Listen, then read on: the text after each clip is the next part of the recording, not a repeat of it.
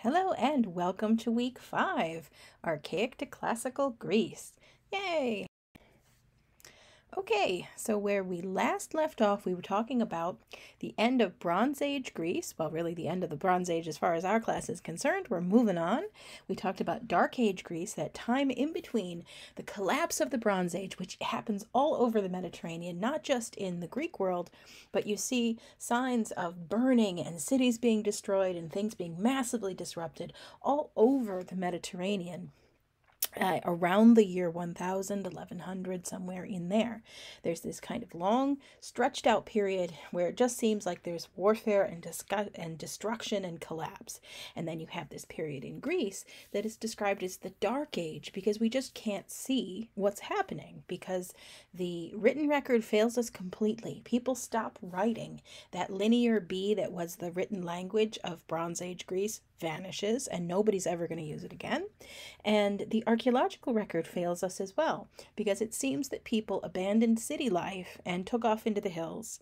Some of them seem to have left Greece altogether and gone elsewhere. Some of them however, probably are just invisible to archaeology because they're living very small population density, relatively isolated lives where they're not leaving huge stone monuments behind themselves, so there's really nothing for archaeologists to find.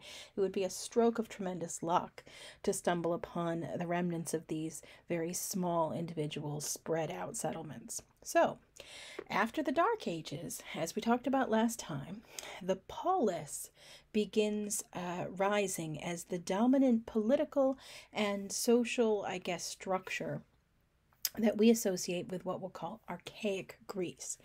And this is a time period where these city-states are forming in Greece and outside the Greek mainland itself, not just on islands, but in areas that are now Turkey, around the Black Sea. You find these polis being established, sometimes by colonies that are sent out by original mother cities or metropolises back in Greece, and expeditions of Greek people settle form new cities over and over again. They create these new city-states and then live in them. Now, part of what drove that colonial movement, that push to send people out into the world to find new places to settle, is this issue that comes up over and over and over again in the Greek world. Greece itself does not have a lot of suitable farmland that is rich and productive. There's a lot of very high, rocky, mountainous areas, arid areas where there's just not a lot of water or rainfall or rivers to bring water in and irrigate. And so as a result, good farmland, as it is at a high premium and people desperately want to have access to it, there's not enough to go around. And so what inevitably happens in city-state after city-state after city-state after city-state, practically all of them, if not absolutely all of them, in Archaic Greece go through this process that the Greeks themselves referred to as stasis. That's a Greek word meaning stable or stationary, stasis, because it was seen as such an irreconcilable problem. You just couldn't move it. The two sides, no side could push the other in a direction that was productive. It was just this immovable problem. And the immovable problem came down to unequal property distribution. This inevitably happens in every city-state. There's just not enough property to go around. Sooner or later, whether it's through inheritance, whether it's through luck, whether it's through some other process, you have some people managing to get hold of a bigger portion of land than others. And then those who are living on small squares of farmland, trying to make a living in that way, end up at a disadvantage. If their farms are too small, they end up in a situation we already talked about with Mesopotamia, where they can be in danger of debt slavery. Debt slavery was a big driving force in this stasis problem in Greece. So if you're living on a tiny farm and the conditions are not that great and the soil isn't that great and it's not that dependable, you can see how it would be very easy for that small farmer to end up in a situation where they didn't have enough, where there isn't enough from the harvest to plant the next year, then they have to borrow grain from somebody, and then they get in a situation where they are in debt. And in Athens, for instance, this is where we have the most records. So we'll use this as an example. In Athens, if you were in debt, you could put your farm, your patch of land, up as collateral, and then there'd be a little stone that they put up in the corner of the field to show that the field had been mortgaged. Well, what happens if you can't pay your debt? Well, the rich person who lent you the money, in this case it's probably not cash but grain, the rich person who made you the loan gets to collect your field and own it for themselves. And so they go and they collect your field, and now they own it, and they might hire you to work on it and they might not. But the fact is their property gets bigger and bigger and bigger. The more they make these loans and collect unpaid, basically collect on the collateral when people can't pay them. Because if you were struggling badly enough you had to mortgage your field in the first place, chances are you're going to be in a situation in the next year or two where you're not going to be able to pay that loan off. And so rich people start getting more and more and more land. It just snowballs. They have more and more. And the more they have, the more efficient their own farming can be, the better the price that they can set at market.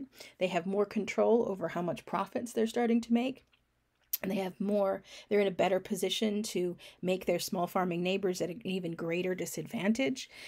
So it just gets worse and worse and worse. And just like in Mesopotamia, if you end up as a tenant farmer, if you no longer have land you can put up as collateral, and you end up in debt because you can't pay your rent on your tenant farm, then the only thing you have to put up as collateral is yourself, your children, your wife, something along those lines, to be told to hold off into debt slavery if you can't pay.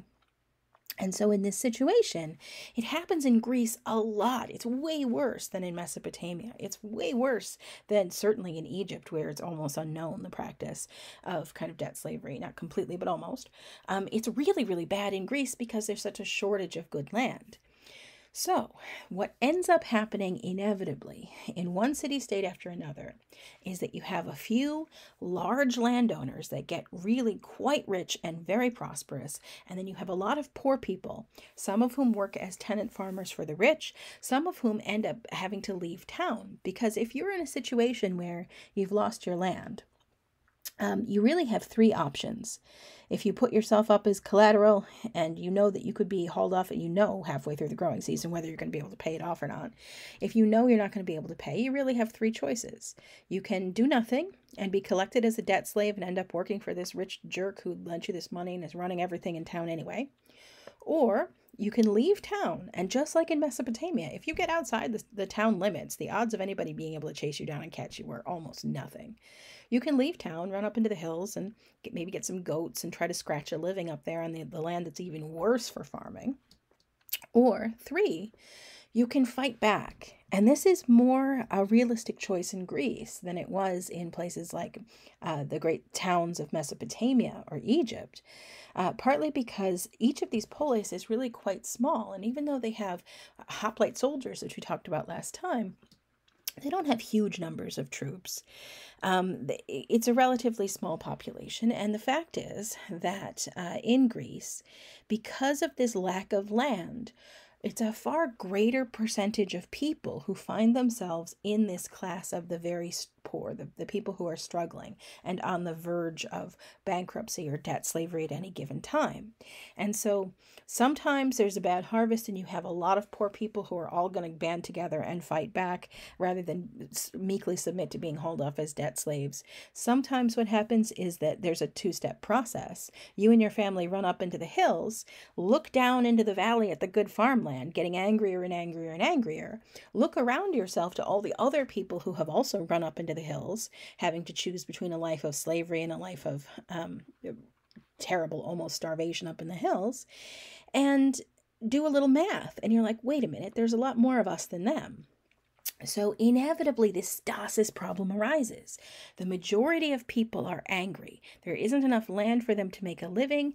There's a minority that ends up with a lot of property and a lot of wealth, and they're benefiting, and the two sides end up at each other's throats. They're angry with one another, and it comes to a boiling point where there is going to be violence.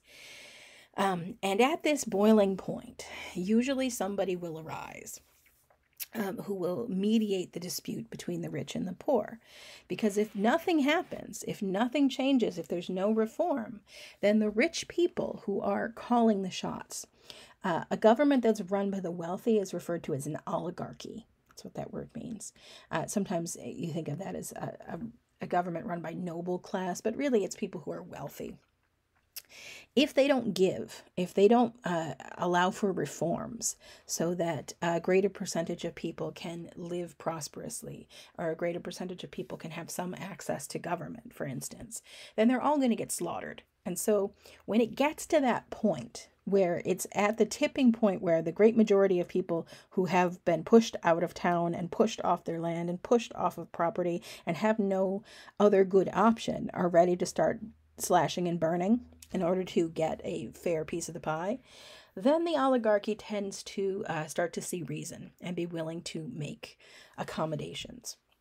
That happens in Athens in the 6th century. And the person who rises up to be the mediator between the dispute between the rich and the poor is this guy Solon, whose name becomes synonymous with this process. He's known as the Law Giver of Athens. He is a figure very much like other figures who are going to rise to be this mediator. He was an army general, a strategos. He had a lot of support both among the common people and among the rich class. Everybody respected him, and he kind of volunteered to mediate this dispute. What Solon does in Athens is a little bit unique. Athens is one of the two city-states we know the most about in terms of our records and in terms of what people have historically recorded through the centuries, not just our own time or just then. But it's kind of a weird twist in that the two city-states we know the most about, Athens and Sparta, are both really weird and unusual among the city-states. And Athens is going to show its unusualness here. Solon comes to power. Basically, he's been designated as the person who's going to mediate this dispute. And he's like, look, okay, here's what's going to happen. First and foremost, we're going to wipe out once and for all. Well, you're just going to wipe out a one-time deal, any debt right now. If you are a person who owes money, you don't have to pay it back. Total debt amnesty. He's famous for going around to those fields with the stones in the corner and kicking them over. He's like, no, we're not paying back the debts. Obviously, this favors the poor. And the poor are the people who are struggling under this mountain of debt and the specter of debt slavery. They don't want that to happen. They're very unhappy. And so they're really pleased with Solon. I'm like, yay, that's a good move. Then he goes on and he's like, the current law code, which were created by a guy named Draco. If you've ever heard the word draconian, it's named after this guy. Were enormously harsh, and they were especially harsh and were affecting, the harshness really affected the poor most. If you committed any kind of a petty crime, the penalty was death. It was just awful. So he's like, we're getting rid of those. Those are not fair. Instead, we're going to put in a new law code, which is more sensible and less harsh. This also benefits the poor. In return for that, though, because there has to be a compromise or the oligarchy is not going to go for it. In return for that, Solon says, we're going to create a new government. We're going to structure the government in such a way that the more property you have, the more say and control you have over the government. So everybody in Athens, every citizen is going to be ranked. And the ranks go from the Pentakosiomedimnoi, or 500 bushel men. They have enough land that they're producing 500 bushels of food every year. Those are people at the top. And then there's several ranks underneath them, depending on how many bushels of stuff you're producing, all the way down to thetes. Thetes are people who are citizens, but they have no property at all. They don't own anything. And the more property you own, the better the jobs you're qualified for, according to Solon's new system.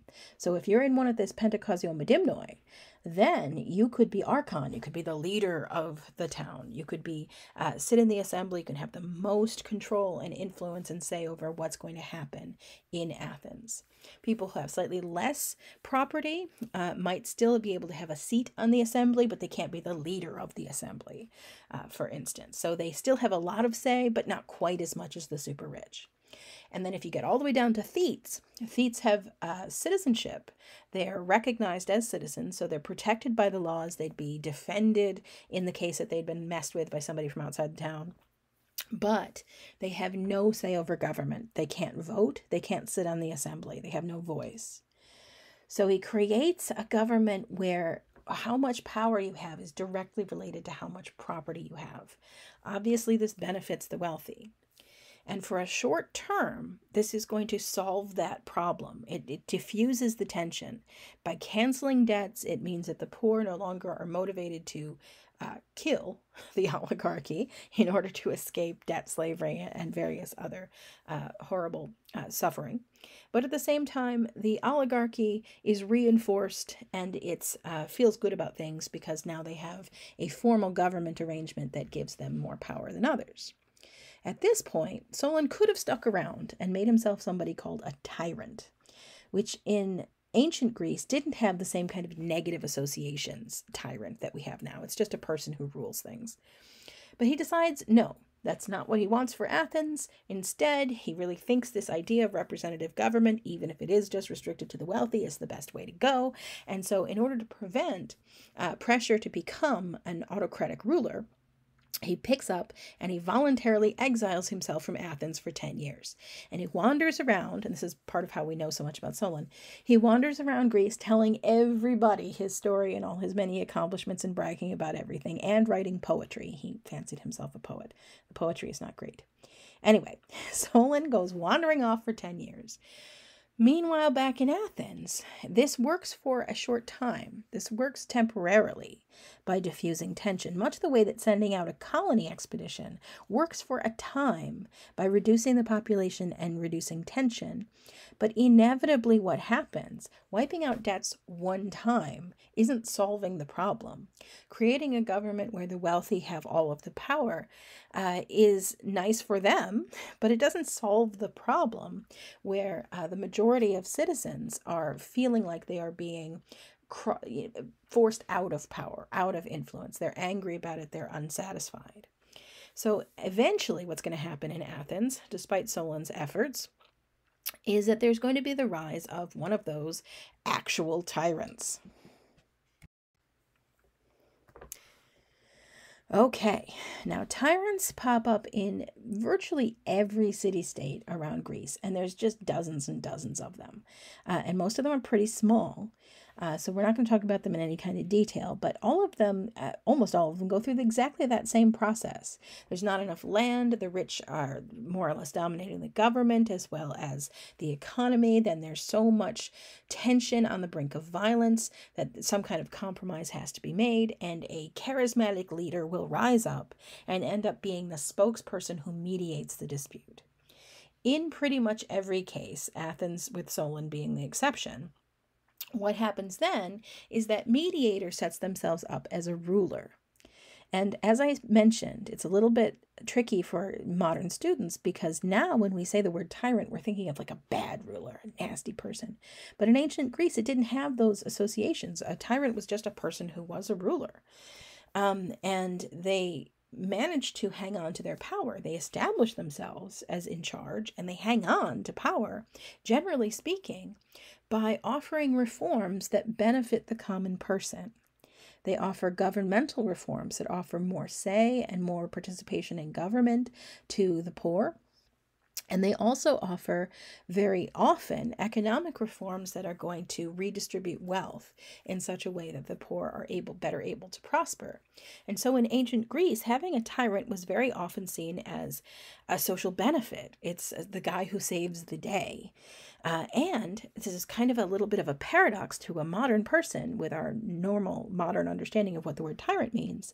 Tyrants in ancient Greece very often were doorways, kind of pathways toward more representative, more democratic governments. Only Athens goes the complete route and goes to direct democracy, as far as I know. But many of the other polis go through this process where they have that stasis problem, fight over land, fight over inequality, then they'll get a tyrant, and then they'll kind of settle out into some kind of representative government one way or another. Many of them are going to be more or less ruled by oligarchies. Some of them are going to have tyrants that stick around. They all vary. They each do their own thing. But in most cases, This process results in of a tyrant emerging and then making so many compromises that it opens the door for the poor, for the majority of citizens, to have more say and more influence and more control over government. Now, just a few specifics as to how they do that. The guy pictured there is Periander, and he's up on the left there. And he's going to be the tyrant of a town called Corinth. Corinth is in this really, I'll show you a map in just a second so you can see it, but it's in this really, really narrow bit of land that divides northern and southern Greece. So it's a tiny little isthmus, and that's where Corinth is, right there. It's a very highly strategically important place, and it's also a potentially very lucrative place to have your town, because anybody who wants to travel from northern to southern Greece on land has to go through there, past your town, and then perhaps conduct trade and various other activities. So when Periander comes to be the tyrant of Corinth, trying to resolve this issue between rich and poor, he does something that almost all tyrants are going to use as one of the tools in their arsenal to keep the poor happy and on their side. He creates a building project. All tyrants, as far as I know, do this. This is one of the most effective ways to redistribute wealth in a way that everybody, even the rich, can see as having value. When you create a massive building project, much like when we talked about with Egypt, what you're doing is you're taking collected wealth. In this case, Periander is going to get it from the wealthy. He's going to lean on those rich oligarchs who are running things in Corinth and say, pony up some money. And if you don't, the alternative is, I'm going to basically open up the gate and let all the poor people kill you. So that's your choice. And the oligarchy in that point is like, all right, fine. And so they pony up money. And what Periander does with it is he builds something called the dragway, the diolkos. And the diolkos is basically a really smoothed out road that was constructed and lined with stone so that wagons could pull ships from one side of the isthmus to the other, so that you could go right across this little bit of land instead of having to sail all the way around the Peloponnesian Peninsula. Again, I'll show you the map in just a bit. But instead of having to sail the long way around, they can just cut across this narrow isthmus, go from one side to another, and shave days or weeks off of their voyage. And so this was a big advantage to have this dragway. And so the process of creating it was a way that Periander could put money directly into the economy, because they have to pay for materials, they have to pay for stonemasons, they have to pay for the people who are digging the channel, they have to pay for people who are leveling things off, they have to pay for engineers, they have to pay for people who are planning how the road is going to go, they have to pay for people cutting trees, they have to pay for people to make lunches for the workmen, they have to pay for people making tools. Basically, the money just filters into the economy and it trickles down, literally. It actually works in this kind of trickle-down economy, and it creates jobs, it creates work for people, and it puts money, it takes money out of the pockets of the wealthy who are just sitting on it and puts it back into the community. So that's what these building projects do. And then, since Periander was really quite bright, he didn't just spend his money on something that sits there and looks pretty. He spent money on something that was going to generate money. Once the dragway is done, then they can collect tolls on it as a town. They can take money from the ships of all these other towns who happen to be traveling through this area, collect money to drag their ship from one side to another. And in addition to collecting just the straight toll on using the diolkos, all of the merchants of Corinth can put up their stands and shops all along the dragway, because the way this process worked was that everybody would get off the ship would be pulled onto this rolling barge kind of thing, and then as men with ropes and sometimes oxen are pulling their ship from one side of the isthmus to the other, the crew would walk alongside. Well, now they're a prime target for anybody who wants to sell them something. So if you had any goods you wanted to sell, any business you wanted to do, you could set up a stall along the dragway. And so Corinth ends up being this merchant hub center. They make all kinds of money. It attracts people to their town. It's enormously profitable, and it ends up benefiting even the rich, who are now in a position to profit from this completed building project. In Athens, the same kind of thing happens. They're going to do work. Pisistratus, who's going to be the tyrant who takes over Athens after that whole Solon experiment falls apart and the poor and the rich are back at each other's throats. He's going to start building the Acropolis, the high city. He's going to build the first Parthenon Temple to Athena Parthenos. It's not the one that's currently there. The Parthenon is going to be destroyed. We'll get to that in just a bit. And then it's going to be rebuilt later. But he builds the first one. And again, it's the same idea. You create these big building projects in order to redistribute wealth. You take the money away from the rich and you put it right directly back into the community. And then you try to create something that will be an attraction for people all over the place to come and see and participate with. So big temples to the gods, big dragways like the Diolkos, anything that would be something that you can see as a productive use for your citizens would be orchestrated and organized by these tyrants. Now, the tyrants have a couple of major problems, major concerns they have to keep their eye on. One we've already kind of covered. The only way they stay in power is if the majority of citizens back them. The majority are poor, and so they have to be seen as providing benefits to the poor. They can do that economically by creating building projects, but usually tyrants also feel pressure to do that politically. They create legal reforms so that the poor have better protections under the law. The poor have more right to participate in government. There will be assemblies that will be put together. So even though the tyrant is more or less calling the shots, there will be assemblies that citizens have the right to participate in. And those will be opened up under tyrants more and more to people who are in the common poor class of citizen.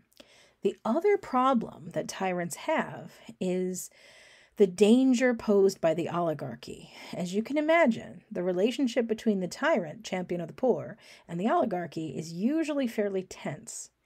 So in order to neutralize this, they have to be offering a service that the oligarchy recognizes. Part of what they offer is the protection from being slaughtered, and that goes a long way.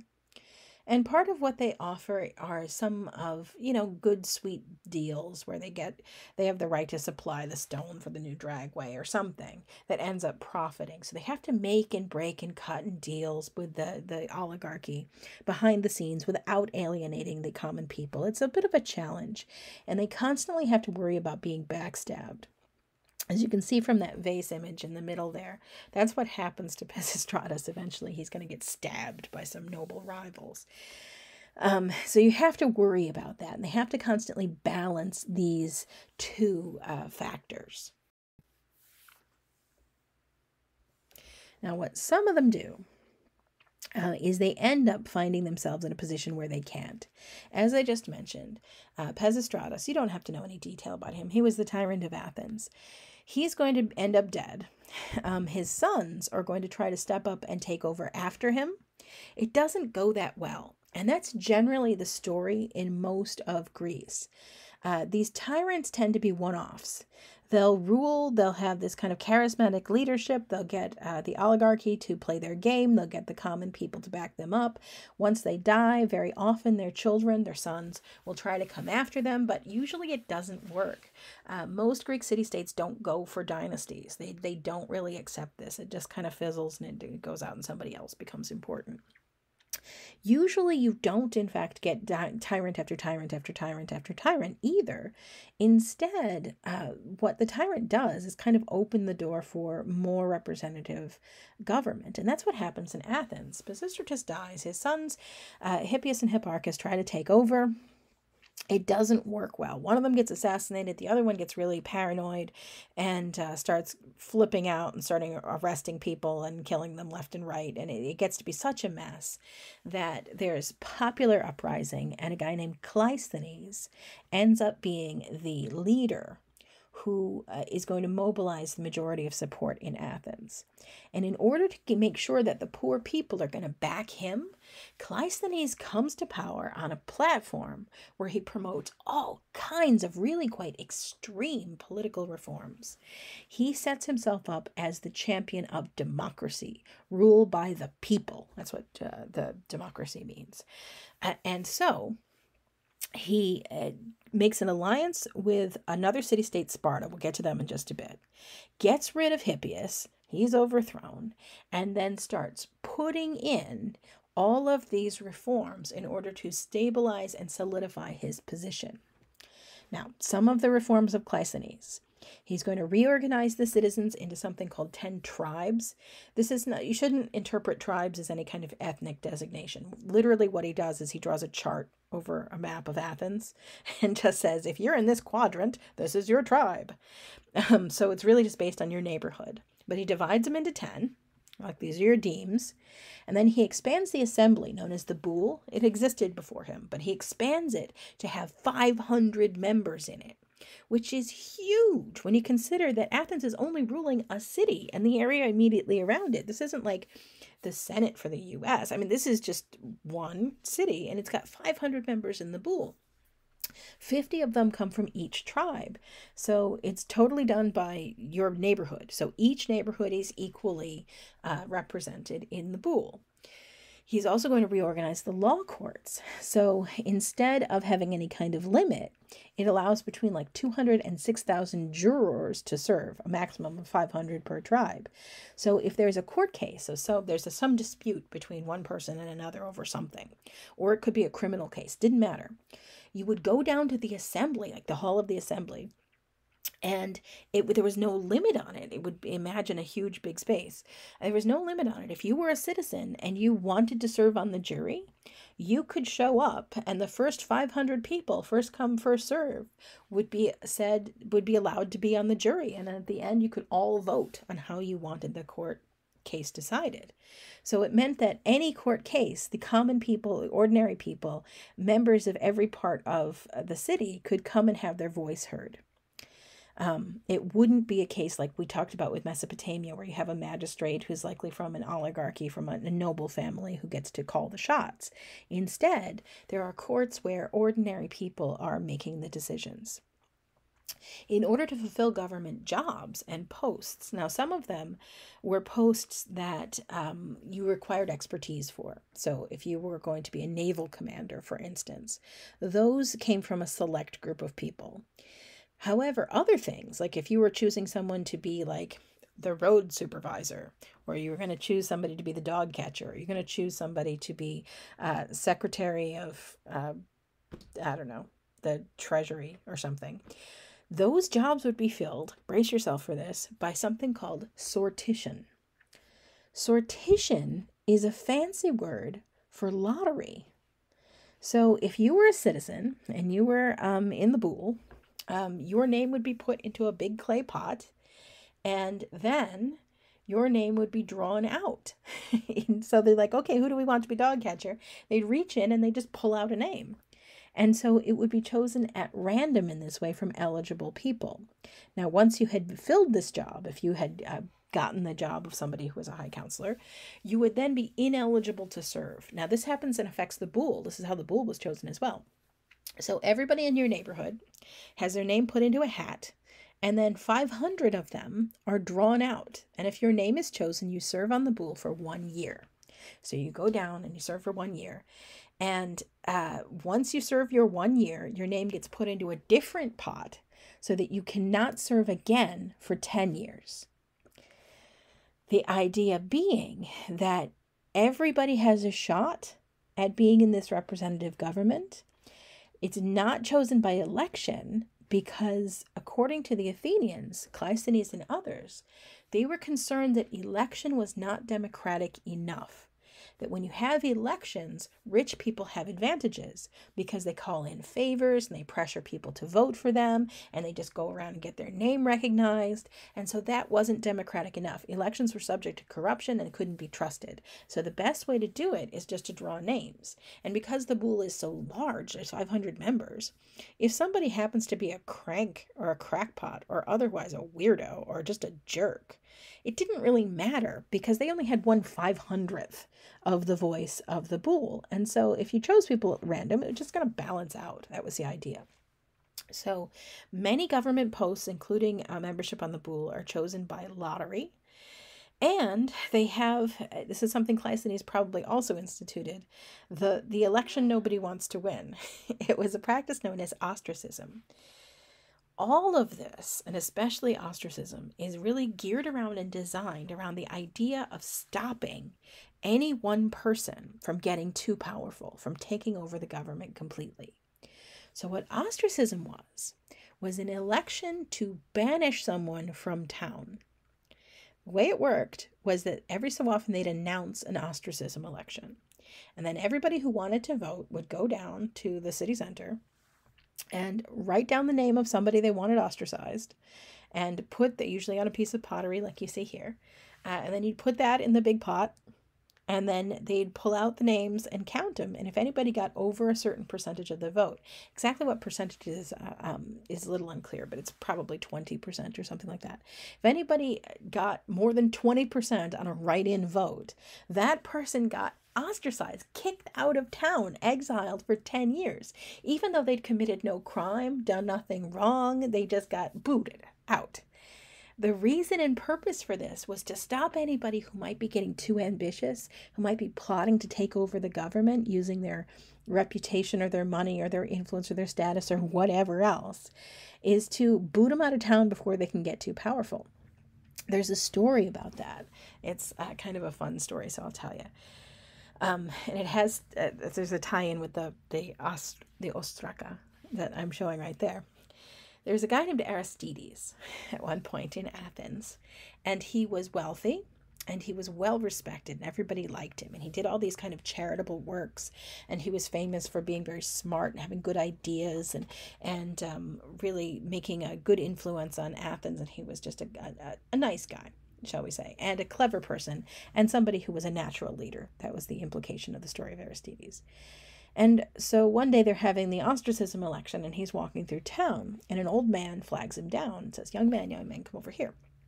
And he goes over to the old man, and the old man says, "I'd like to vote in the ostracism election, but I don't know how to read and write. Would you write down a name for me?" And Aristides says, "Sure, okay." And so he says, "Okay, who do you want to vote for?" And the old man says, "I want to vote for Aristides," clearly not recognizing him. And Aristides is like, "Okay," and he writes it down, but he hands it back to the man and says, "Just out of curiosity, why are you voting to ostracize Aristides?" And the old man says, "I'm just sick of hearing about him. Aristides this, Aristides that. Aristides is so great. Aristides is so smart. Aristides is so generous. I'm just sick of it." And so Aristides writes down the name Aristides, hands it back to the old man. The old man puts it in the ostracism election pot, and Aristides is, in fact, this did happen, ostracized. Enough people vote for him that he's kicked out of town. That's one of the sort of stories about it. And that ostraka that you see here, that's in fact who's getting voted for. It's Aristides Lysimachus. All right, so this process is all designed around the idea that they're going to create a democracy, truly ruled by ordinary citizens. Decisions are going to be made by the bull, which is this 500-member body. You're chosen to the bull by lottery, not by election. All of this is designed to empower the common people. There's a problem, though. Sparta. Cleisthenes ganged up with Sparta to get rid of Hippias, who was Pisistratus' son, so he was temporarily their ally. But once he starts putting in all these really radical democratic reforms, Sparta really starts to become suspicious. Sparta doesn't care for democracy, as it turns out. The story of Sparta is this. It's a city on the southern part of the Greek peninsula, the Peloponnesian. It's right in the middle. If you look at the map, if you can see, it's kind of right in the central bit there. If you see those three peninsulas that stick down, it's over the middle one, kind of along the river. And it's a city-state with a very odd history. Just like everywhere else in Greece, they use hoplite soldiers. That's where everybody uses all of these poleis. But they end up getting very, very proficient at it, in part because of the way they reorganize their government. What happens around 700 BC is that Sparta takes over territory ruled by their neighbors, the Messenians. That's over to the west. They take over Messenia, and they enslave the entire population. Now, when I say I enslaved them, it doesn't mean that they rounded them all up and like hauled them off and put them onto like, sales blocks and sold them. Basically, they conquer the territory, tell everybody, congratulations, you now belong to Sparta. You are going to have to work. Basically, we own all of your land. You're going to have to work as our tenants, but the laws don't protect you. You are now helots, which means you're basically, you could think of that as serfs. People who are slaves, they're tied to the land. They don't have any choices. They're not bought and sold, but they are people who are going to be forced to labor for the profit of Sparta. So they enslave the neighbors. And they're like, okay, so now that we've enslaved the neighbors, our government can focus on being the military hierarchy and government that runs that territory. We don't have to have a complete economy anymore. We don't have to do our own farming. We don't have to do our own textile making. We don't have to do anything else. If you want to be a Spartan citizen, if you want to be considered a Spartan citizen, really there's only one job for you. You can be in the army, or you can be married to somebody in the army. That was really it. And then after you retire from the army, you might occupy various other government positions, but that's basically all. People who are not in the army or married to someone in the army are not counted as citizens. You have to be part of this military leadership in order to count as a Spartan, which is weird because what that means is that Sparta isn't really a complete society. What Sparta is a ruling class. That's pretty much all. And they rely on the helots to do everything for them. They produce all their textiles, they produce all their food, all their oil, all their wine, all their fish, whatever. The helots have to do it. And all Sparta does is spend their time policing the helots and keeping them in line and making them continue to be productive. Unsurprisingly, the Spartans get famously good at military matters. Their hoplites are the best hoplites in Greece. They use longer spears. They have better discipline. They have a big army compared to the size of their citizen population. They are really fearsome and difficult to defeat, and everybody's afraid of fighting Sparta on the battlefield. But they have this Achilles heel. The helots are miserable and ripe to revolt basically all of the time. You have a minority population, the Spartans, controlling a very big population of enslaved neighbors. If Sparta's army leaves town for any length of time, if they were to go too far away, if they were to be gone for too long, or to take too serious a defeat, what would happen is the helots would rebel. And if they don't have a strong enough armed forces to push the helots back into obedience, they will lose everything. Their whole society will collapse. So the Spartans have this really powerful military hierarchy as their government. They have a really powerful military, but at the same time, they're sort of hamstrung by the fact that they can never be gone too long or take too big a risk, because if they ever suffer too serious a defeat or they are stuck away from town for too long a period of time, they're going to end up losing everything. The helots will rebel and they'll just lose control over the whole southern Peloponnesian. So that's the deal with Sparta. In order to create this society, they do things that are really odd compared to every other polis in Greece. In order to kind of continue this from one generation to another, they have a citizen society that is totally militarized. It's totally based around the idea of perpetuating the army.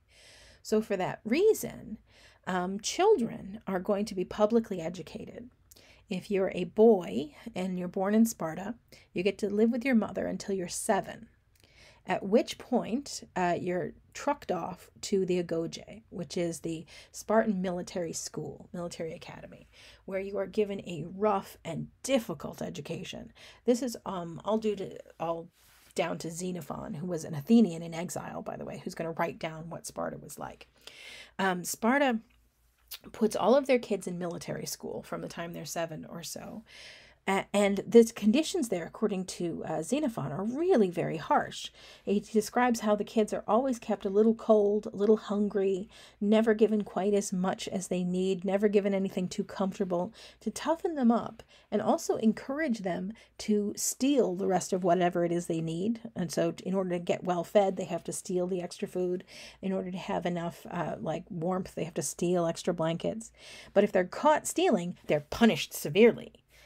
The idea, the thought process being that what they're teaching these children to be able to do is to have skill and speed and to have the kinds of talents you might need later, say, as a soldier, and to toughen them up. And that's the whole driving theory behind it. They're trained in weapons, in fighting, physical conditioning, all of that, until they get to the point where they're ready to graduate. And then their graduation is really kind of a crazy ritual. Their graduation is basically they're kicked out of town with nothing but a spear and the clothes on their back, and they have to be out for a certain period of time. It depends on what time period we're talking about. They have to be gone for 2 weeks, where they're given no food, no nothing. They either have to hunt for whatever they need or steal whatever they need from the countryside, and they're given a special task. If, while they're on their quest to survive, or survival training for their graduation, if they catch any helots out and about after dark, they're supposed to kill them. That's the idea. So it serves this kind of double purpose. It's the final step in training up the soldiers to be ready to fight and ready to kill and tough as anything, and weeds out anybody who isn't tough enough to hack it. And it also serves the doubled purpose of terrifying and terrorizing the helots, who now have to be absolutely sure they're not out after dark, because they could be slaughtered for no reason other than the fact that they were out after dark. Now, the reasoning behind that is that helots moving around after dark, according to the Spartans, could only have sinister motivations in mind, that they must be sneaking around trying to come up with plans to rebel or whatever else. So that's part of their military training. And while they do that, though, I don't mean to diminish, they're really successful in training their kids militarily, how to fight in the phalanx, how to maintain discipline. They are the best soldiers anywhere in Greece. They also are going to be renowned for the impact that this has on the rest of society. The expectation into adulthood is that everyone will live as kind of an extended kind of military base, so that even as they graduate, they become full Spartan citizens, they're adults. Marriages were arranged in Sparta, not by families, which was common everywhere else in the world at that time, but the marriages are arranged by the government. The Council of Elders, or the ephors, would choose marriage partners based on, you could call this eugenics, I suppose, but they would choose marriage partners based on physical attributes. So if you were a very unusually tall man, they would marry you to a short woman. If you were a little on the short side, they'd marry you to a tall girl. The idea was that they wanted everybody to be taller in the long run, but they wanted everybody to be about the same size, because that's the most efficient way to have your phalanx. So they would select partners based on things like physical attributes in order to breed the next generation of better soldiers. The expectation was that people would own very little private property of their own. And this isn't to say that you wouldn't have your own shoes or helmet or something like that, but that you would not be expected to own a lot of stuff that belonged to just you. Men and women were expected to live basically in barracks until the point where they were basically at retirement age with the rest of everybody. They would eat in a mess hall with everyone else. Married couples would visit each other rather than necessarily live together until at least the man was at the age of retirement from the army. And children would live with their mother, as I mentioned. The boys would live with their mother until 7 and then be taken off to military school. Girls would stay with their mothers and then in the ladies' barracks afterwards. Girls were also publicly educated, and this made it very different from Athens. Spartan girls would be trained in physical fitness, racing, sports, various other things, as well as music and dance and everything along those lines, which, by the way, Spartan boys were also trained in, because the assumption was that this would make you a better soldier, because you would get a sense of coordinating movement and all that kind of thing. But they'd be trained in this way, and they would be trained publicly, and Spartan women were encouraged and allowed to interact freely in society. They could go to the market, they could go anywhere they wanted to, they could talk to anybody they wanted to. They're very famous for this, and got criticism from some places, like Athens, for Spartan women just doing whatever they felt like doing and going all over the place and appearing in public, which would not have been acceptable in Athenian society. But Sparta's argument was that this was necessary in order that Spartan women would be in their peak physical condition to have the strongest possible children. So don't imagine that this is some kind of progressive ideology. Sparta had much more equal conditions for men and women, but conditions for both men and women were highly restrictive. Your options were very few. If you were a man and you wanted to be a Spartan citizen, it was military or nothing. If you were a woman and you wanted to be a Spartan citizen, it was being married to a military person or nothing. That's it. You don't have choices to just go do something else, or to choose your own spouse or anything along those lines. So even though conditions were much more equal for men and women, they were not free for either one of them. Okay, now the government. There are two kings that are basically military leaders or warlords that run things in Sparta. The reason they have two is because of the helot situation. There has to be somebody at home all the time, lest there be a rebellion and nobody to deal with it. So there are two kings at all times, one of them to lead the army when they're away from town, one of them to always stay in town. There's also the main business of government is going to be done by a combination of the Council of Elders, or the Gerousia, and a group of elites known as the Ephors. So they're the ones who are going to be actually making those decisions. All right, so Cleisthenes, just to back up, now that we've talked about Sparta a little bit, Cleisthenes of Athens was worried about Sparta. He's sort of backstabbed their alliance. He's a little afraid they're going to come in and try to undo democracy. Sparta hates democracy on principle.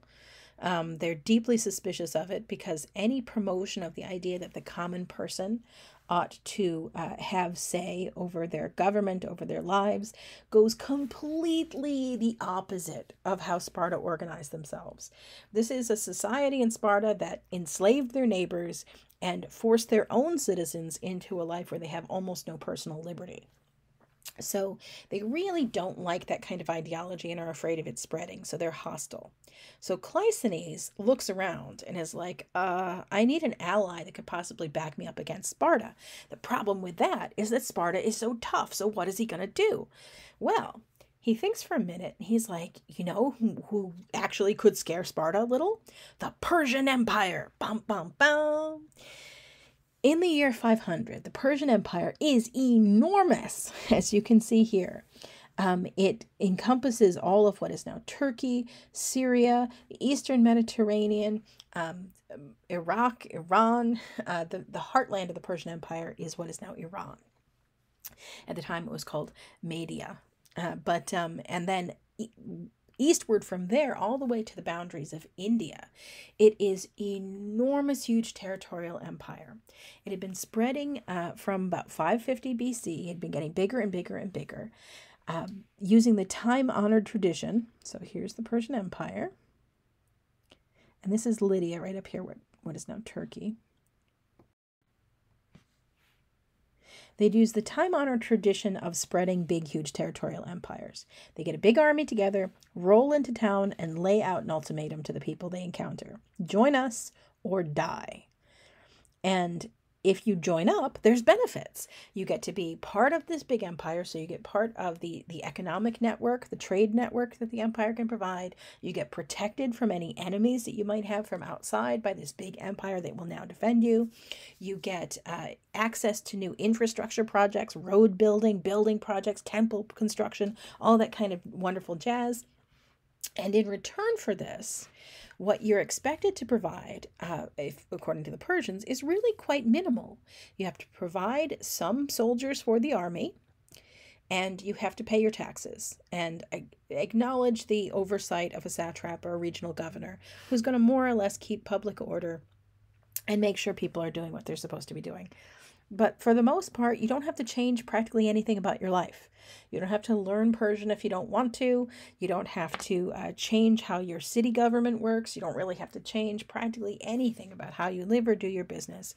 You just have to show up with some guys for the army, pay your taxes, keep public order. That's all they're going to ask.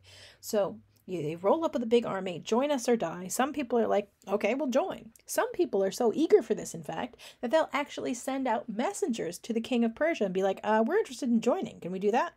This happens all the time. But if you resist, again, there's a time-honored tradition for how to deal with that. Let's imagine that a city or a kingdom resists. They don't want to become part of the Persian Empire and ruled by the king of Persia. In that case, the big giant army, which is cobbled together from all of those soldiers from all of those places they've already been to, so every new place they conquer makes the army even bigger and stronger, like a snowball.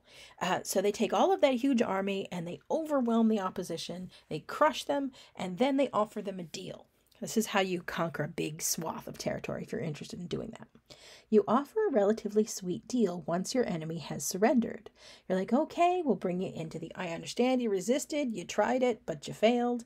Now you have the option. You can come into the empire, accept the rule of me, king of Persia, Shah and Shah, accept my rule, pay us some tribute, tax money, offer some guys for our army, standard kind of deal, and in return we will make it up to you. We'll sweeten the pot. We'll do some rebuilding or building projects. We'll straighten things out if you have any political enemies or problems. We'll look out for you. We'll protect you. We'll bring you into the fold. The deal that you cut with your defeated enemies is really, really generous. You're trying to make it up to them. You're trying to be as kind as you possibly can so that they don't feel an incentive to resist. Instead, it seems like, well, probably the most sensible thing to do here is to just roll with it and let Persia be in charge. This is enormously successful. It's not only going to be Persia that uses this technique. There's going to be many, many empires after this are going to use the same process. Big army, roll up, join us or die, kind to your defeated enemies, and harsh. This is the one place where you're going to have to be harsh. To anybody that signs up but then backs out later, anybody who backstabs, breaks an alliance, betrays you in some way, those people are going to be in trouble. But we'll get to that in just a bit. At any rate, the Persian Empire had been expanding. Recently, they conquered the kingdom of Lydia, which was the place that invented currency. There was a lot of wealth in this area. It's now modern Turkey. And in the kingdom of Lydia were a scattering of Greek polis, city-states where Greek colonists had landed and had maintained connections back to their mother cities back on Greece. They were trade partners of Greece. They were kind of part of the Greek cultural world. They'd had cut a deal with the king of Lydia. Once Lydia is conquered, they fall under the umbrella of Persia. Persia doesn't have a real problem with this. That's fine by them. They figure this will go okay. It'll be pretty smoothly. It's not going to go, perhaps, as easily as you might imagine. Those Greek city-states don't consider themselves part of the same political entity as the rest of Lydia. They don't necessarily consider themselves automatically loyal to Persia. They want to have that kind of separate existence. This is going to be important in a moment.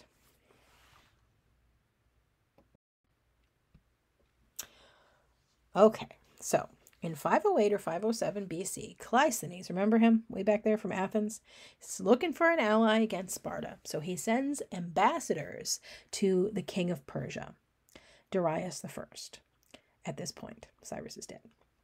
Darius the First is in charge of this massive territorial empire. His army is huge. It's cobbled together from people from wherever. And that was the standard accepted practice. Whatever you did locally, if you had archers, if you had horse cavalry, if you had people who fought with spears, it didn't matter whatever you did. You just supplied those guys to be part of the big Persian army. But he's got this army in the hundreds of thousands. He's got massive capital cities. He's got these great, huge cosmopolitan centers that he's in charge of. He is a king on a scale that no one in Greece had even really ever contemplated. Haven't seen this since the Bronze Age with Egypt. So he's a massive king. He's hugely powerful. He's hugely wealthy. He's got a massive army at his behest. And so Cleisthenes is like, I need somebody who can scare Sparta. This guy's the way to go. So he sends ambassadors. Now the ambassadors were given a task. The task was to go and meet Darius and then offer a mutual defense alliance with Athens. A mutual defense alliance is an agreement between peers, between equals, where you would say, okay, Athens is going to rule itself, you're going to rule yourself, but if any enemies come and attack either one of us, the other will back them up. So that if Athens gets attacked by, say, Sparta, Persia will come to our defense. If Persia gets attacked by, I don't know, Sparta? I don't know what they were thinking. Then Athens would come to their defense. Cleisthenes thinks this is a good deal, I guess, for Persia. So the ambassadors show up and they go to the palace at Sardis and they are completely out of their depth. They're overwhelmed. They look around and they're like, oh, shoot, this is not what we're used to. This palace is enormous and lavish. There's all this elaborate ceremonial people have to go through in order to talk to the king. There's a king sitting on a throne. There's nobody in Greece that lives like this. This isn't a form of government we're familiar with. And it is a form of government the ambassadors realize in their hearts that would be deeply offensive and upsetting to the people in Athens, who are the great champions of democracy ruled by the regular people. They thought they were so interested in that they didn't think elections were democratic enough. And here's these ambassadors sitting in this massive palace, and they've been told, if you want to talk to the king, first of all, you have to go to the chamberlain and get in line and explain who you are and what you want. And then after you're approved to go and talk to the king, if you're given an audience, what that means is that you're going to have to go up to where his throne is above you, then prostrate yourselves. So not just bow, but lie down on your belly on the ground. And then say something polite like, oh, great King of Kings, please in your infinite mercy hear my petition.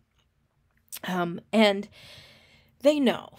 The ambassadors from Athens are like, I think maybe the bull is going to be kind of annoyed if they find out that we, spokesperson for Athens, is bowing to people, but what else can we do? We've been sent with this mission. He's not going to talk to us. And if we throw him attitude, they're just going to kill us and get rid of it. This is just weird. We don't know what we're going to do. But I guess everybody's acting like this. This is what we're going to do too.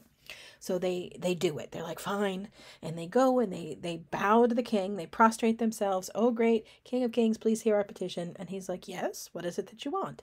And they stand up and they say, Athens, we're from Athens, and Athens would like to propose an alliance. And the king of Persia, and this is all done through translators, the king of Persia, Darius, says, well, that's lovely. Happens to me all the time.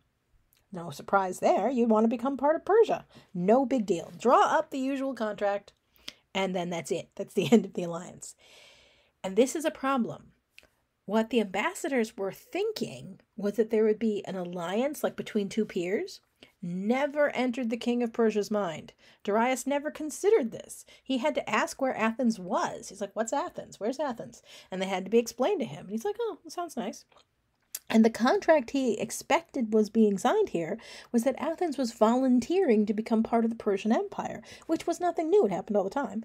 And so he expected them to provide earth and water, little examples of them, to bring to the palace so they can put them in the collection with everybody else, and that Athens would now become subjects of the Persian Empire. And so the ambassadors are like, oh, we've made a very bad mistake here. This is very bad. And so they're now in this horrible situation, but they can't go back to the king and explain, no, we didn't mean that, because it would be so offensive. They'd just be executed. They're like, oh, this is bad. So they go slinking back to Athens and they have to explain what happened. Cleisthenes and the bull are so upset. They're like, you bowed to a king? Now, they weren't there. They didn't see the big palace. It's like, you bowed to the king? You brought back this contract that says Athens belongs to Persia? What the heck is wrong with you? And the ambassadors are executed by the Athenians. This is another thing to know about Athens. In a direct democracy, everybody gets a vote, and they vote over every kind of important deal. Every kind of important decision gets put to a general vote. But the problem is there's no real guarantee for individual liberty. So even though everybody has a right to a share of power, it's a relatively small share. And if something goes wrong, there's no laws, there's no Bill of Rights guaranteeing that you have the right to continue living without being executed if you haven't committed a crime. And so at any point, the Athenians can simply decide they want to kick you out of town, like with ostracism, or in this case, they're like, you have failed this mission and been traitors to Athens, so we have you executed. So that's what happens to the ambassadors. They're executed. Then there has to be a decision about what to do. And Athens is like, okay, discretion is the better part of valor. We just aren't going to say anything. Let's just keep this quiet. So they just don't say anything. So Darius, king of Persia, is under the impression that Athens belongs to him.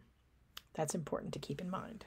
Then, remember what I said about those Greek city-states? Here's what happens. Those Greek city-states go into rebellion.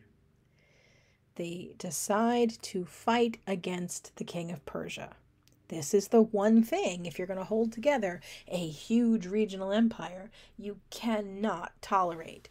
If some people start rebelling against you and getting away with it, if you're too kind to them about it, if you don't land on them like a ton of bricks, then everybody might decide to rebel. And there is no way, no matter how big your army is, that you can actually defend all of it all at once.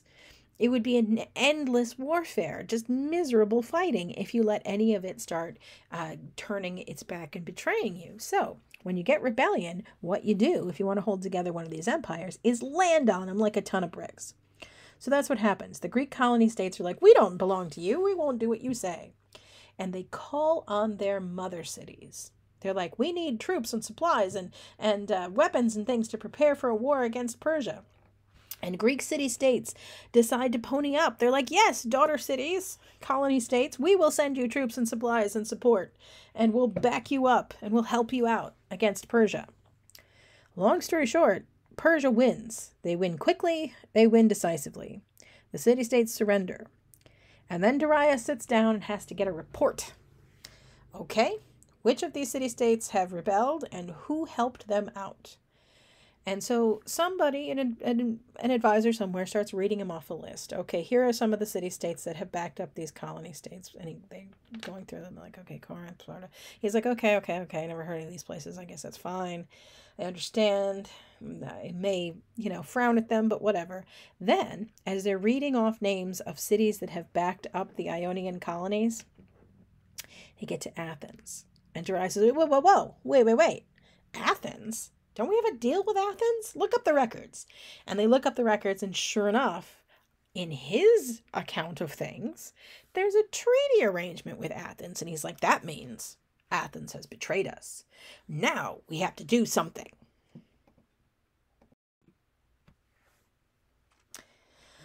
So, Darius, king of Persia, decides to pull together an expedition to punish Athens for having been so bold as to defy this treaty and wreck this arrangement and turn their back and betray the alliance that they themselves had sought and looked for. So, he pulls together a branch of his army, relatively small expeditionary force, loads them onto some ships, and sets them loose. And they start marching through Thrace to some extent. That's that territory to the north of where Greece is, close to the Persian borders of the Persian Empire. Takes back some territory there. Then he's going to launch ships that are going to land just to the north of where Athens is. I know the map is really kind of small, so you might not be able to see it. But that region that's labeled Euboea, this is where they're going to land first. And they're going to choose a spot where they're going to encounter the armies that have assembled to meet them. The armies are made up of Athenians. Athens had some warning that the Persians were coming. There was a quick debate over what to do.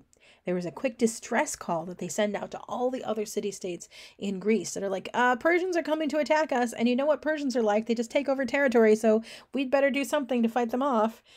And a great many city-states were like, are you freaking kidding, Athens? What did you do? What did you get us into? And they're pretty ticked off about the whole thing, and they decide they're not going to show up. They're just going to sit this one out and let Persia go after Athens. Others, including Sparta, get this message and they're like, oh, crying out loud, stupid Athens has got Persia involved and they're coming after us, but we'd better do something or Persia will take over everything and then we'll be next.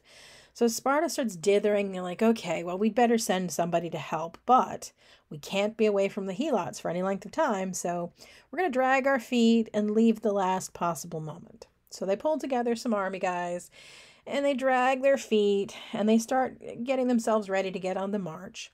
But they're so slow about it that the Persians are actually going to encounter those soldiers who had shown up in Marathon before Sparta manages to turn up on the scene. So Sparta's still on the march when the Persians land at a place called Marathon. Now the Athenians are there. They have an assorted group of allies from elsewhere kind of right around that region as well, who'd also shown up to fight in this battle. But nevertheless, they are outnumbered. The Persians have a much bigger force. But the Greeks, including the Athenians, have an edge that the Persians do not. The Greeks fight in hoplite phalanx. That's that block of guys with spears you see down there.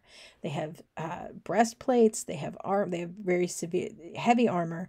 They have those big shields. They fight in that block with the spears, and they have this huge advantage over the Persians. The Persians generally don't fight in hoplite phalanx. Instead, they have much lighter armor, or no armor at all in some cases. They kind of fight in more of a melee form. They don't have the same kind of tight formation practice. They don't have the same kind of shields. They don't have the same kind of armor. And so even though they outnumber the Greeks, they have that as a disadvantage. They also have another disadvantage at Marathon. This seems like a no-brainer. Like, how did no one ever think of this?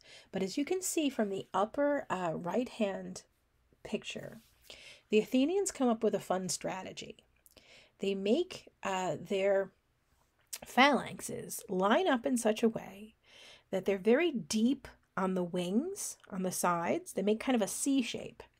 And the back of the C shape is made really thin. There's only a single short line of troops. And on the sides, it's very thick and deep. And because they're in these tight formations, what that means is that when the Persians come from the beach, and they don't have a ton of room to maneuver because it's marshy right there. When the Persians come in from the beach and go to engage the Greeks, the center gives out. And the Persians push forward into that region, and everybody's fighting, and it's all very, chaotic and scary. And they feel this release of pressure because the center gives way. And so they start forging forward, charge. And the minute they get forward enough, the wings from the sides where the troops are really deep collapse in on them. And so the Greeks, with their better weapons and their better armor and their better formation strategy, come collapsing in on the Persians and just start slaughtering them. The Persians are routed. This is a terrible defeat for them. So they turn around and they run. They're like, get back on the boats, back, let's get out of here. And they have one more chance. So they run away from the battlefield. They're defeated by the Greek hoplites. They get back on their ships, and their one last chance is if they can sail around. You can see this on the dotted line. If they can sail around the peninsula and get to Athens, it's possible that they could still get there before the Athenian army gets back. Because it's, how long is a marathon? 26 miles? It's 26 miles from the city of Marathon, or from the town of Marathon where they're fighting this battle, to Athens. And so it's usually much faster to sail than it is to run. There's some considerations here. So they're like, if we can get back to where Athens is, we can sack the city. We can burn it down and go home and tell the emperor that we've been successful. This will be great. So they start sailing off, at which point, this is where the legend of Marathon comes from. The soldiers who are on this battlefield realize what's happened. They're like, okay, we won, but they're sailing off. They're going to try to get to Athens. We've got to warn them. So a runner is dispatched. The rest of the Athenian army immediately gets their stuff together and starts quick marching as fast as they can to try to get back to Athens. Now, overland, it's about 26 miles. By sea, it's further because of the shape of the peninsula. but it still could be a tight thing. It should be sort of close as to how much time it's going to take each side. And ahead of the troops, they send a runner. This is the legend of Marathon. They send the runner to go as fast as he possibly can, get to Athens, warn them, tell them, look, don't surrender. Whatever you do, hold on, keep the gates shut, hold the walls, just hold out as long as you can. The army is coming. We're victorious. Just stand fast. So the runner starts running, run after fighting all day in the sun, running as fast as he can down to Athens. He gets there, according to legend, delivers his message, and then drops dead of a heart attack. I'll show you the picture of the runner. The troops were actually hot on his heels.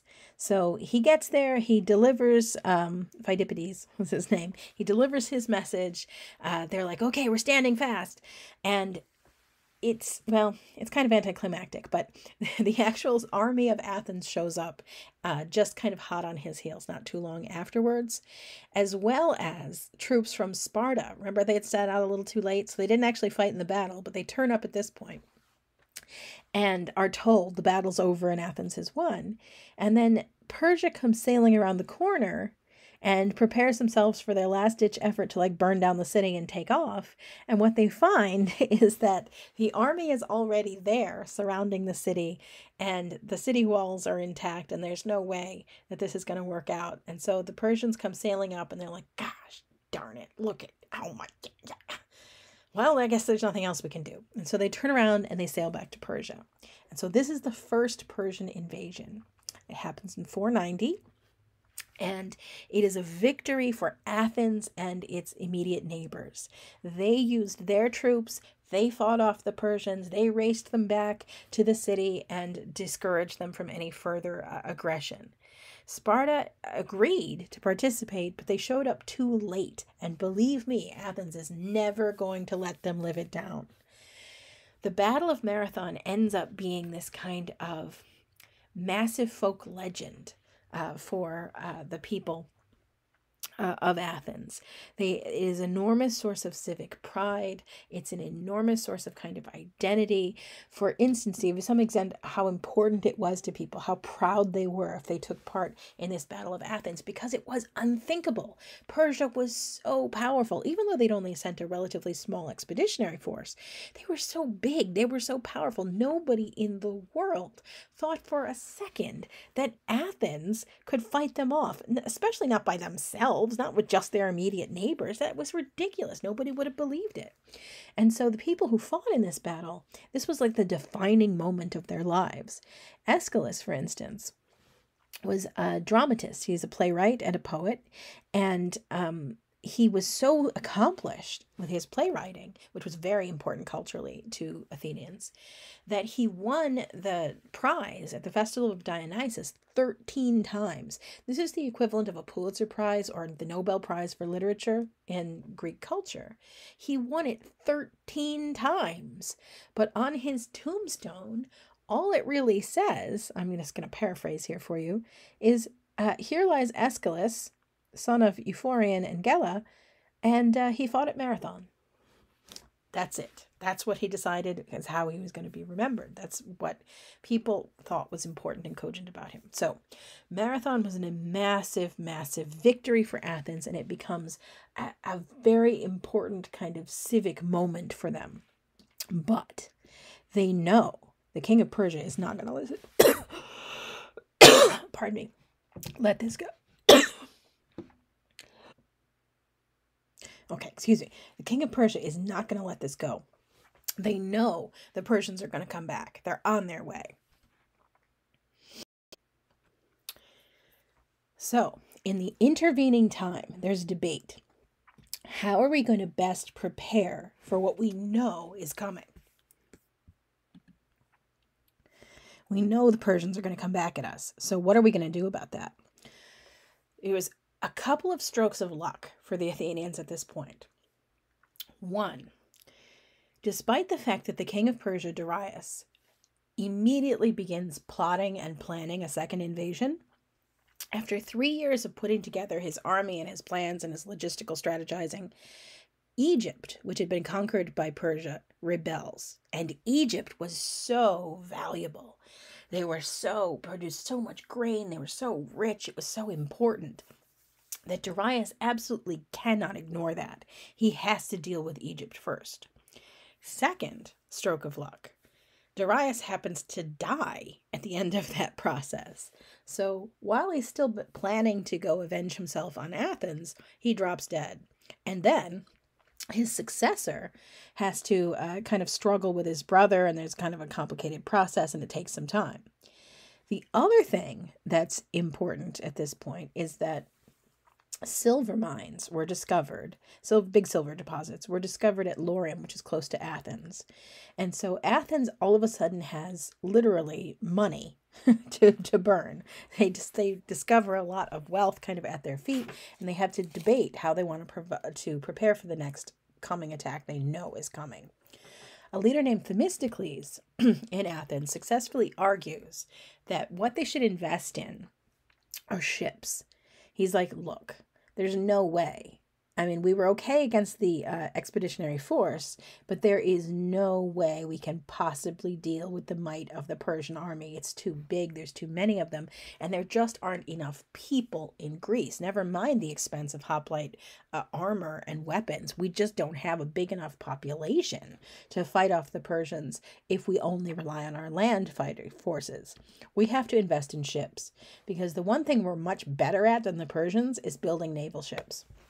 We're great at building them. We're great at sailing them. This is a skill that we've had. This is a territory that has not had a lot of great farmland, that has really relied on the sea, on travel and colonization and naval warfare for years and years at this point. We're already really good at it. What we need to do is double down on what we're good at.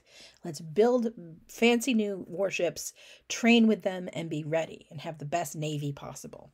And he wins this debate. And so Athens is going to begin constructing a fleet, a much bigger fleet than they already had. Now, the type of warship that was used in classical Greece, ancient Greece, is this thing called a trireme. It's called a trireme because it has 3 decks. You can see the cross-section of where the rowers would be sitting. It's propelled mostly by rowing. They generally would have sails to travel long distances with, but they're really just moving from one battlefield to another. These are warships. That's really the only function they have. And they're constructed in such a way that the hull of the ship is as minimal as possible. And they have as many rowers on them as they can possibly squeeze, because the rowers are providing the force and the propulsion. And the way you fight with a ship like this, you can sort of see it in the front, the prow of the ship. They reinforce at the waterline or just below the waterline a really pointy part of the front of the ship, usually cover it with metal.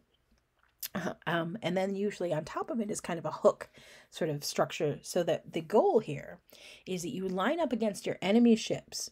Now, there's not really much in the way of projectiles going back and forth at this point, but you line up against your enemy ships, and then you row as fast as you possibly can. Row, row, row, row, row. And you get up to ramming speed, and then you ram them. So you drive that pointy bit of your ship into their ship at the waterline or just below. They start taking on water and sink. Or sometimes you tangle up your ship using that hook thing in the front. You tangle up your ship with them, and then you can actually fight back and forth with each other by boarding the other ship, etc.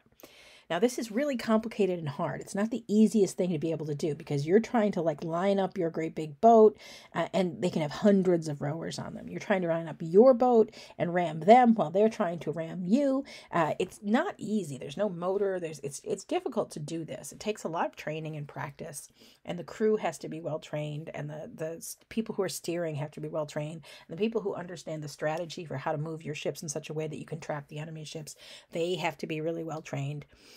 One of the tricks, before I move on, it's important to note, there's a couple ways to win against an enemy ship. One is to ram them, just like I told you. The other is that if you're really clever and quick, what you can do sometimes is pull alongside their ship and pass really close so that you shear off their oars. And if you do that, that kind of just makes them drift in the water. Like, they can't row anymore appropriately if their oars are all smashed. And so they just kind of hang out in the water until you have time to go and board them and take them over.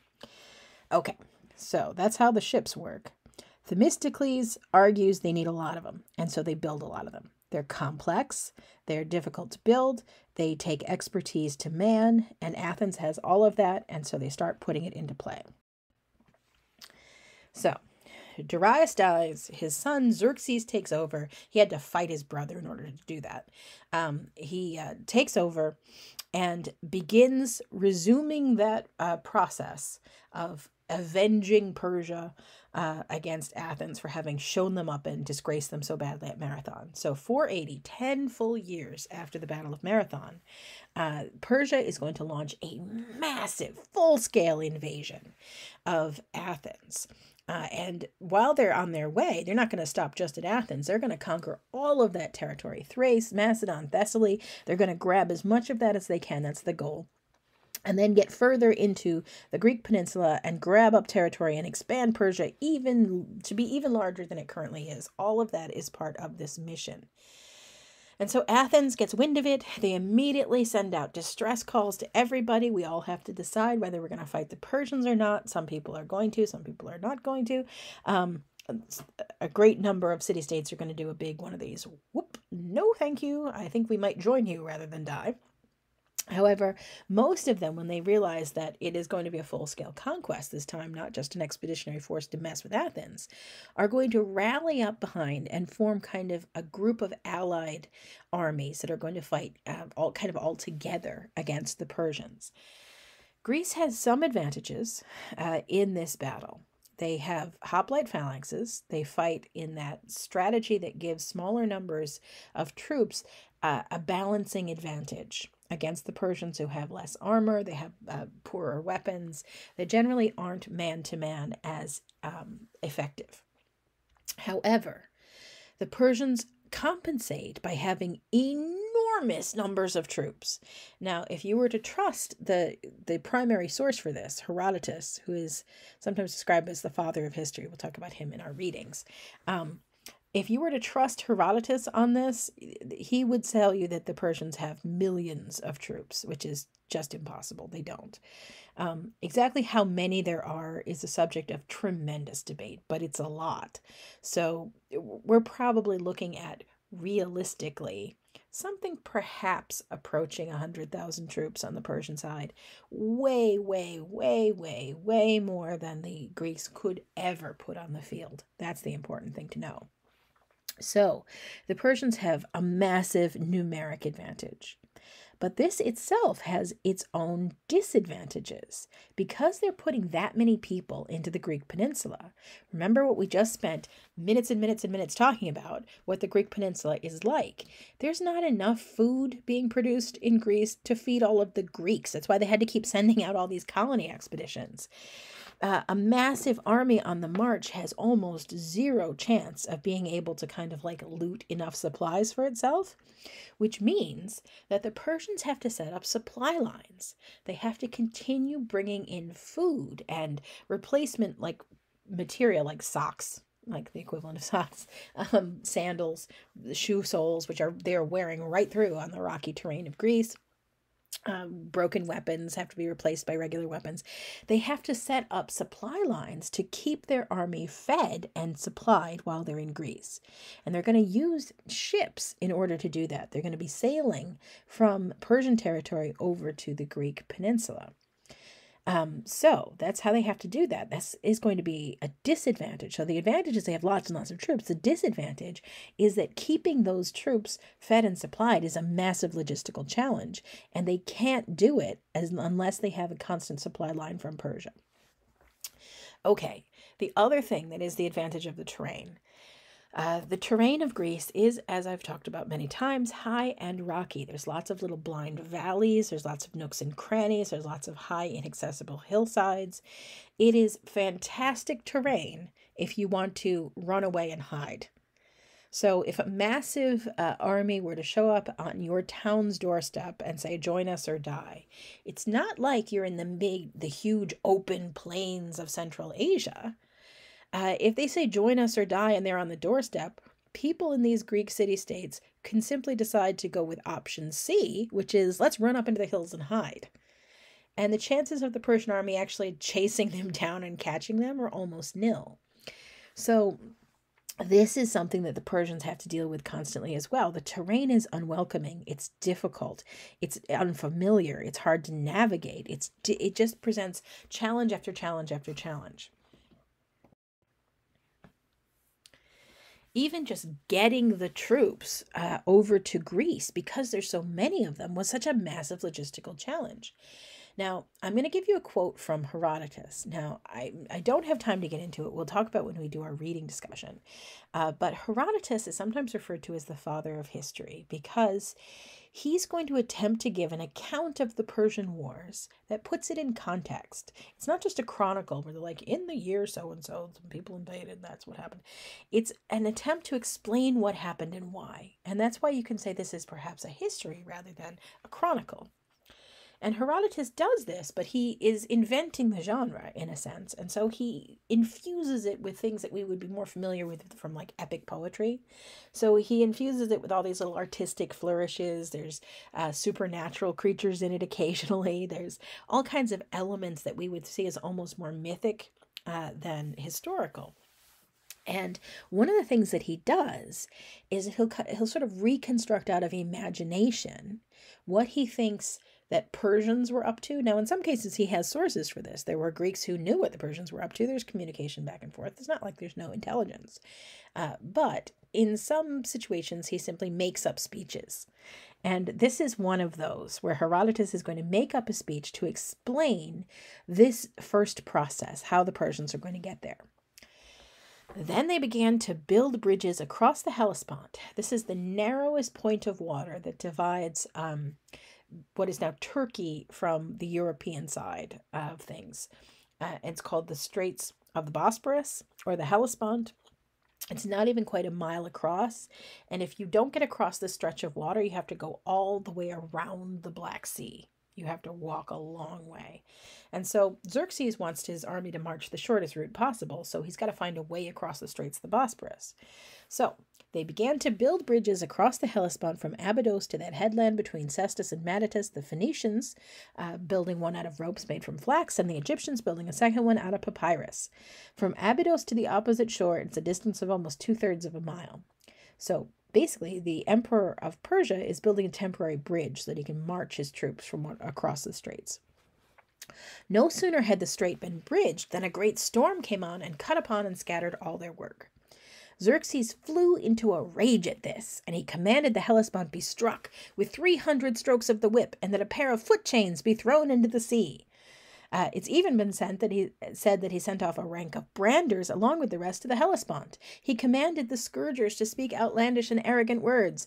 You hateful water, our master lays his judgment on you thus, for you have unjustly punished him, even though he's done you no wrong. Xerxes the king will pass over you, whether you wish it or not. It is fitting that no man offer you sacrifices, for you are a muddy and salty river. In these ways he commanded that the sea be punished, and also that the heads be severed from all those who directed the bridging of the Hellespont. Now, with that last half of the last line ignored, which seems totally plausible to me that the heads might be severed from everyone who directed the bridging of the Hellespont, the rest of this seems almost incredible. This is implausible in the extreme. Just in case you were wondering. It creates a very funny image in some ways. If you picture the branding iron, like the emperor of Persia is like, go down there and brand the sea. So you see these guys with like the hot flaming branding irons to like punish the sea. So they're like, like sticking them into the water. It's deliberately a ludicrous image. And what you see here is Herodotus, the Greek, he's Greek, depicting the king of Persia as someone who is deranged, someone who thinks he can punish water. Now, it seems like he's just showing Xerxes is crazy. And I should emphasize, there's almost no chance this actually happened, aside from the whole head cutting thing. But he's depicting Xerxes as deranged in this way very deliberately. What Herodotus is trying to show is that Xerxes believes himself able to punish nature. He's able to punish the sea. And the reason he shows and depicts the king of Persia with this characteristic, even though he totally made it up in order to do that, is because he's trying to make a point over why the war is about to go the way it's about to go. He is going to go out of his way, Herodotus the historian, to show that Xerxes the king believes himself to be more than a human being. This sin is known as hubris. We'll talk about it when we talk about our reading. It's the sin of believing you are equal to a god. And so Xerxes commits this sin, and it's going to be his downfall, much the same way you see it as the downfall of characters in the Iliad. When you go too far, according to Herodotus, this is his big theory, when you start thinking you're infallible, when you start thinking you're more than just a man, that's when gods and the fates smack you down. You're going to get your comeuppance. And so this is a little bit of a spoiler as to how the war is going to go. What Herodotus is struggling to explain here is how the great, enormous, unbeatable Persian army is about to be beaten. All right, so short version. As you can see on that picture on the right, this is how they actually do bridge the Hellespont. The first attempt at a bridge didn't work out. So instead what they do is they take a bunch of boats, and Persia has enough boats to do this, lines them up, and then lays a bridge surface across them. So it creates this giant pontoon thing, and that's how it marches across. Now, what happens? Once the Persians are in Greece, it's going to be a mixed bag. Some of their first efforts come up against the hoplites, and they are going to use, Greek soldiers are going to use the terrain of Greece very much to their advantage. There's a famous battle at Thermopylae, which means the hot gates, because there's a hot springs there, in 480 BC. This ends up being a rallying cry. It's an enormously famous conflict. If you saw the movie 300, that's what this was about. That movie is unfortunate in some ways, but in others it's good because everybody's seen it, or most people anyway, and you can make references to it. At any rate, that's what this was about. Unlike in the movie, where I don't think they do a particularly good job emphasizing the importance of the hoplite phalanx, they sort of allude to it and then don't actually fight like that. The Greeks have an advantage in narrow mountain passes, and this is what happens at Thermopylae. The Persian army is enormous. They have the Greeks way outnumbered, but they have to try to get from point A to point B by going through a very narrow mountain pass, where the Spartans, and we'll read this with our reading and discuss it next week, the Spartans are going to deploy their troops, only a small selection of the Spartan army, about 300 Spartans, and then several thousand troops from elsewhere in Greece. We're going to bottle up this pass. And because they're using the hoplite phalanx with their armor and their weapons and their formation, they're able to so effectively block this pass that no matter how big the Persian army is, they can only use a small portion of it at any one given time against the Greeks, because they're forming this block. And so as a result, it turns into this long, days-long, messy battle where the Persians can't win. And they fight against the Greeks, and they don't get any ground, and they fight and they don't get any ground, and they fight and they don't get any ground, until eventually, according to legend, the Persians find another way around. A path, the legend goes that the Greeks were betrayed by yeah, we'll talk about it later, but they were betrayed by a person who sold them out and told the Persians how to get around. But what actually happens is that the Persians do get around. They find another route. They come up behind the Greek soldiers, and with the front divided, what happens is that they're overrun. And so the Battle of Thermopylae is a victory for Persia in the end. But it was an enormously costly, long, hard-fought victory. A relatively small force of Greeks was able to hold off the much larger, more powerful Persian army for days, and could have potentially held them off even longer, almost indefinitely, were it not for the fact that the Persians found another way around. And so the Battle of Thermopylae becomes a little bit like the Alamo, like it becomes a rallying cry for the Greek troops, that they're constantly, shout it to each other to boost morale and remind one another that in a certain kind of fight, Greek soldiers are better than Persian soldiers, and that they can win this. So it ends up being this kind of cultural touchstone and rallying point. The rest of the war doesn't go all that great, frankly. The Persians win a series of significant victories, take over a territory. At one point, they march on Athens, and as they're approaching Athens, Athens has to have a vote about what they want to do about it. Now, Athens has sunk most of its defense budget into its ships. Remember that? That's still in play. And the ships are not confined to the city. That's one of the advantages of ships. And so the Athenian navy is still very much unscathed. They're still in play, but Athens itself doesn't have enough ground troops to have any hope or dream of defending the city itself. And so as the Persians are marching close, they have to make a decision about what to do. And what Athens votes to do is evacuate. And so all of the citizens that can possibly move and evacuate leave the city, run up into the hills, and hide. The Persians are going to take over Athens and burn it substantially to the ground, loot and pillage, and cause all kinds of destruction and damage. But the Athenian navy is still kicking. They're still out there. And in 480, the Persian navy makes a serious mistake. Now, these ships are the ones that are going to be responsible for keeping the supply line open, to keep the Persian army fed and supplied. And so this is going to be a big, fat, stinking deal. What happens is that the Persians they make a series of mistakes. They pull into a bay that they thought had some Greek ships in it, some Athenian ships, but in fact was much more heavily defended than they anticipated. And they find themselves trapped into a situation where they have limited room to maneuver.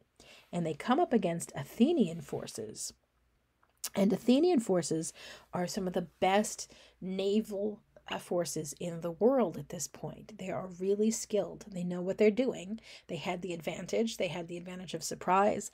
And what happens at the Battle of Salamis is they utterly crush the Persian navy. They do a ton of damage. It's a terrible, horrible, decimating defeat for the Persian fleet. And the thing about it is that rebuilding something like that is time consuming. It's expensive. All of those ships have to be rebuilt. All of the crews have to be retrained. It's not something Persia can recover from overnight. And so with a lot of the Persian fleet destroyed, now all of a sudden, Persia's ability to keep their land army supplied and supported is now seriously compromised. You still had the Athenians in play. Their ships are still patrolling. Their ships are still out there able to intercept the supply ships from Persia. And so now the situation is dire. Things are really at a crisis. So Persia decides we're going to make one last effort. We're going to try to use our army to make one last push and defeat the Greeks. And so in 479, they come up against a united army at Plataea. The Spartans are there, the Athenians are there, the Thebans are there, everybody's there.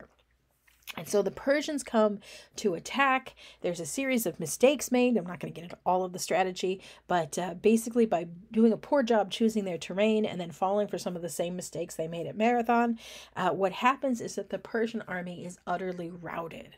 The Greeks are going to destroy them and slaughter them, and so the Persian army is going to have to start this horrible, terrified retreat. And then once this happens, once Plataea goes down, it becomes clear to Persia they can no longer maintain their presence in Greeks. They have to withdraw. They have to retreat. They can't stay there because there's no way. With the Athenian navy patrolling the Aegean, there's no way they can actually keep their army and try to recover and rally and go after the Greeks over and over again. They have to get out before they starve. And so what happens is that this is the end. The Persians are going to go limping on back to Persia, Persian territory, and the Greeks are going to be left in charge of the field.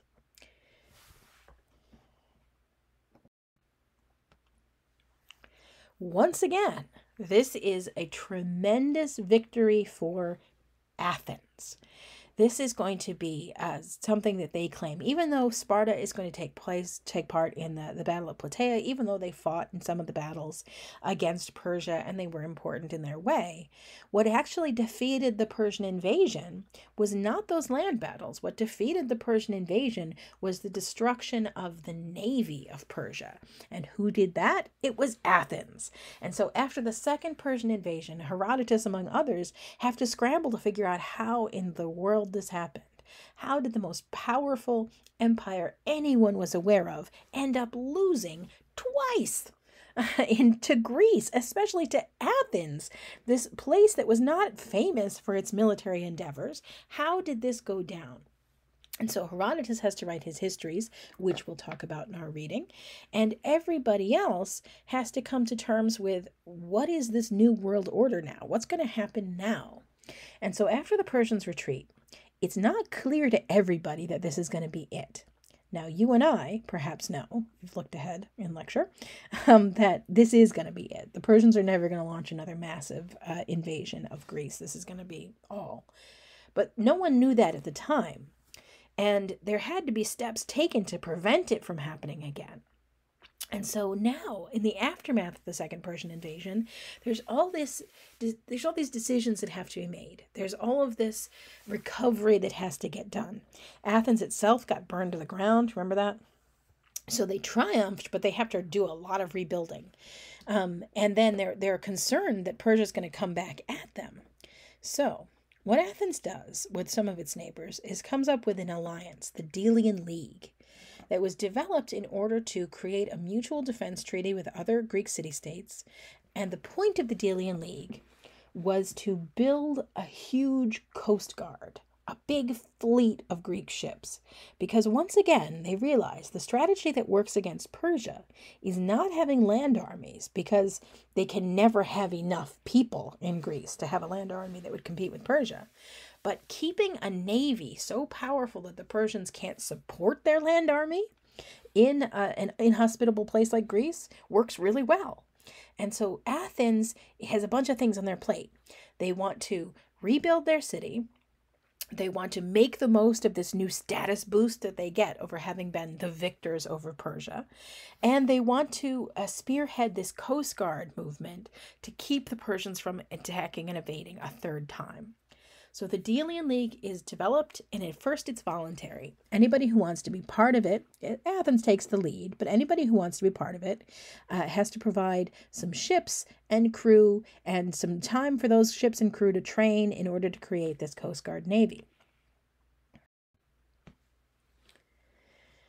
What eventually happens, however, is that it's obviously a little bit easier, especially if you're from a small city-state. The big city-states have no real problem. They build ships, they show up with ships and crews, they practice and train with the Delian League Navy, and everything goes great. But especially if you're from a smaller city-state, it's not even just the money. It's not even just the expense of building a ship, though that might be challenging for you, especially if you live in an inland city-state where you're like, okay, well, I don't even have a harbor, so it's kind of hard to build ships. But sparing the manpower to crew the ship, this is a lot. It's a lot to ask if you have a population of 5,000 people, as was pretty typical for Greek city-states at this time. So an option was negotiated with Athens. Maybe instead of actually showing up with the ships and the crew, we can just pay you money. And then you, Athens, with your big, beautiful shipyards and your new renovated, wonderful, innovative building techniques and fantastic resources, can do the shipbuilding for us. And with your larger population and a bunch of people looking for work and looking to resettle themselves and restart their lives with the city being burned down, you could perhaps provide the crew. We'll just give you the money, and then you use our money to sponsor a ship for the Delian League. As far as we can tell, this may have been a mutually agreed upon solution, but Athens really, really quickly comes to strongly prefer this method. It suits them down to the ground, because if other city-states are going to give them money, and then Athens can take the money and use it to build ships, and to crew those ships and pay those crews to work kind of professionally as sailors. This dramatically boosts and increases the economic power of Athens, but it also ends up putting a navy into the hands of Athenian commanders that answers to Athens, that's loyal to Athens. And so if any of those Delian League states decide they'd like to get out, well, it becomes very challenging indeed.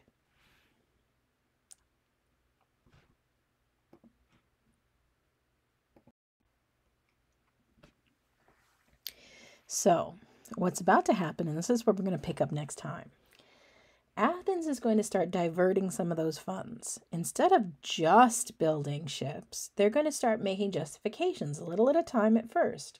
Well, obviously, Athens also needs to build things like walls. Athens also needs to build things like defensive structures. Athens also needs to invest in their hoplites a bit. Athens also needs to rebuild their burned up city. And so they start taking Delian League funds and using them for all kinds of things. Athens' population is going to explode, it's going to grow, it's going to develop, and life is going to get very comfortable for people in Athens, but only some people. We'll talk about all of the rest of this and how it plays out and how these tensions are going to rise and rise and rise until there's more warfare next time. Okay, thanks a lot.